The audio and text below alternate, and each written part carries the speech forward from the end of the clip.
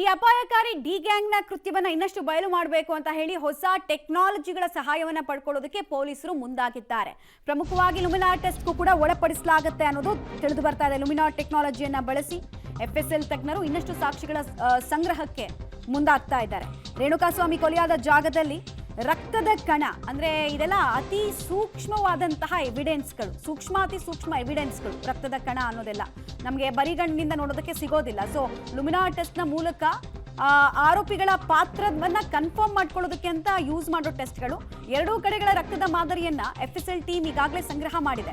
ಶವ ಸಾಗಾಟದ ಬಳಿಕ ಸ್ಕಾರ್ಪಿಯೋ ಸಂಪೂರ್ಣವಾಗಿ ಆರೋಪಿಗಳು ತೊಳೆದಿದ್ರು. ಈ ಹಿನ್ನೆಲೆಯಲ್ಲಿ ಸಾಕ್ಷಿಗಳ ಪತ್ತೆಗೆ ಲುಮಿನಾ ಟೆಸ್ಟ್ಗೆ ಒಳಪಡಿಸೋದಕ್ಕೆ ಆ ಕ್ರೈಮ್ ಸೀನ್ ಅಲ್ಲಿ ಯೂಸ್ ಆದಂತಹ ವೆಹಿಕಲ್ಸ್ಗೂ ಕೂಡ ಮಾಡಲಾಗುತ್ತೆ. ಕೊಲೆ ಕೇಸು, ಹಿಟ್ ಅಂಡ್ ರನ್ ಕೇಸ್ಗಳಲ್ಲಿ ಲುಮಿನಾ ಟೆಸ್ಟ್ ಅನ್ನ ಸಾಮಾನ್ಯವಾಗಿ ಯೂಸ್ ಮಾಡಲಾಗುತ್ತೆ. ಅಂದ್ರೆ ಆ ಟೆಕ್ನಾಲಜಿನ ಯೂಸ್ ಮಾಡಲಾಗುತ್ತೆ. ಆರೋಪಿಗಳು ಇವರೇ ಅಕ್ಯೂಸ್ಡ್ ಐಡೆಂಟಿಫಿಕೇಶನ್ ಭಾಗವಾಗಿ ಈ ಟೆಸ್ಟ್ನ ಒಳಪಡಿಸಲಾಗುತ್ತೆ. ಸೊ ಸೂಕ್ಷ್ಮ ಎವಿಡೆನ್ಸ್ಗಳು ಇದರಿಂದ ಸಿಗುತ್ತೆ ಅನ್ನುವಂತಹ ನಿರೀಕ್ಷೆಯಲ್ಲಿ ಸದ್ಯಕ್ಕೆ ಪೊಲೀಸರಿದ್ದಾರೆ. DNA ಸ್ಯಾಂಪಲ್ಲು ಜೊತೆಗೆ ಆ ಬ್ಲಡ್ ಸ್ಟೈನ್ ಹಾಗೆ ಹೇರ್ ಫಾಲಿಕಲ್ ಟೆಸ್ಟ್ ಇದೆಲ್ಲವೂ ಕೂಡ ಅತ್ಯಂತ ಸೂಕ್ಷ್ಮವಾದ ವಿವರಗಳು. ಡೀಟೇಲ್ಸ್ ಕೊಡ್ತಾರೆ ಉಮೇಶ್.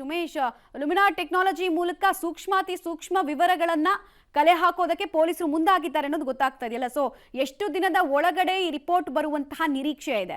ಕೆಲವು ರಿಪೋರ್ಟ್ಗಳು ಬಹಳ ಲೇಟ್ ಆಗುತ್ತೆ, 2 ತಿಂಗಳು 3 ತಿಂಗಳೆಲ್ಲ ಟೈಮ್ ತಗೊಳುತ್ತೆ. ಬಟ್ ಲುಮಿನಾ ಟೆಕ್ನಾಲಜಿಯ ರಿಪೋರ್ಟು ಯಾವಾಗ ಎಕ್ಸ್ಪೆಕ್ಟ್ ಮಾಡ್ಬೋದು? ಆಮೇಲೆ ಏನೆಲ್ಲ ಟೆಸ್ಟ್ಗಳನ್ನ ಇಲ್ಲಿ ನೋಡ್ತಾರೆ ಪೊಲೀಸರು ಅಂತ? ಮಮತಾ, ರೇಣುಕಾಸ್ವಾಮಿಯ ಕೊಲೆ ನಂತರದಲ್ಲಿ ಸ್ಕಾರ್ಪಿಯೋ ವಾಹನದಲ್ಲಿ ಏನು ಮೃತದೇಹ ಎಸೆದ ನಂತರದಲ್ಲಿ ಆ ಸ್ಕಾರ್ಪಿಯೋನ ಸಂಪೂರ್ಣವಾಗಿ ವಾಶ್ ಮಾಡಿಸಿದಂಥದ್ದು ಮತ್ತು ಅಲ್ಲಿದ್ದಂಥ ಕೆಲವು ಪೋಸ್ಟರ್ಗಳು ಮತ್ತು ಟೆಕ್ಸ್ಟ್ಗಳನ್ನು ಎಲ್ಲವನ್ನೂ ಕೂಡ ತೆಗೆಸಿ ಏನು ಈ ಕೃತ್ಯದಲ್ಲಿ ಎಸಗೇ ಇಲ್ಲ ಅನ್ನೋ ನಿಟ್ಟಿನಲ್ಲಿ ಕಾರನ್ನು ಬಿಂಬಿಸಿದ್ರು. ಆದರೆ ಪೊಲೀಸರ ತನಿಖೆ ವೇಳೆಯಲ್ಲಿ ಸ್ಕಾರ್ಪಿಯೋ ವಾಹನ ಏನಿದೆ ಶೆಡ್ ಒಳಗಡೆಗೆ ಹೋಗಿ ಮೃತದೇಹವನ್ನು ತೆಗೆದುಕೊಂಡು ನಂತರದಲ್ಲಿ ಸುಮ್ಮನಹಳ್ಳಿಯ ರಾಜಕಾಲುವೆ ಬಳಿ ಬಿಸಾಕಿ ಹೋಗಿರುವಂಥದ್ದು ಗೊತ್ತಾಗಿದ್ದಂಥದ್ದು. ಹಾಗಾಗಿ ಸಂಪೂರ್ಣವಾಗಿ ಕಾರ್ ವಾಶ್ ಆಗಿದ್ದ ಕಾರಣಕ್ಕಾಗಿ ಲುಮಿನಾರ್ ಟೆಸ್ಟ್ಗೆ FSL ತಂಡ ಸಿದ್ಧತೆ ಮಾಡಿಕೊಂಡು ಲುಮಿನಾರ್ ಟೆಸ್ಟ್ ಈಗಾಗಲೇ ಮಾಡಿರುವಂಥದ್ದು. ಈ ಟೆಸ್ಟ್ನಲ್ಲಿ ಕಾರ್ನ ಚಕ್ರದಲ್ಲಿರುವಂಥ ಸಣ್ಣ ಸಣ್ಣ ಸಾಕ್ಷ್ಯಗಳನ್ನು ಕೂಡ ಅದು ಪತ್ತೆ ಮಾಡ್ತಾರೆ. ಚಕ್ರದಲ್ಲಿರುವಂಥ ರಕ್ತದ ಕಣಗಳು ಮತ್ತು ಮೃತದೇಹದ ರಕ್ತ ಕಣಗಳನ್ನು ಮ್ಯಾಚ್ ಮಾಡುವಂಥ ಕೆಲಸ ಮಾಡಿ FSL ತಂಡ ಈ ಪ್ರಕರಣದಲ್ಲಿ ಸಾಕ್ಷ್ಯ ಸಂಗ್ರಹ ಮಾಡುವಂಥದ್ದು. ಈ ಲುಮಿನಾರ್ ಟೆಸ್ಟ್ ಏನಿದೆ ಇದು ಅತಿ ಸೂಕ್ಷ್ಮ ಕೊಲೆ ಪ್ರಕರಣಗಳಲ್ಲಿ ಮತ್ತು ಹಿಟ್ ಅಂಡ್ ರನ್ ಕೇಸ್ ಏನಾಗಿರುತ್ತೆ ಅಂಥ ಪ್ರಕರಣಗಳಲ್ಲಿ ಮಾತ್ರ ಲುಮಿನಾರ್ ಟೆಸ್ಟ್ ಮಾಡ್ತಾರೆ. ಅಂದರೆ ಯಾವುದೋ ಅಪರಿಚಿತ ವಾಹನ ಡಿಕ್ಕಿ ಹೊಡ್ಕೊಂಡು ಹೋಗಿರುತ್ತೆ, ಆ ಮೃತದೇಹ ಮತ್ತೆಲ್ಲೋ ಪತ್ತೆ ಆಗಿರುತ್ತೆ.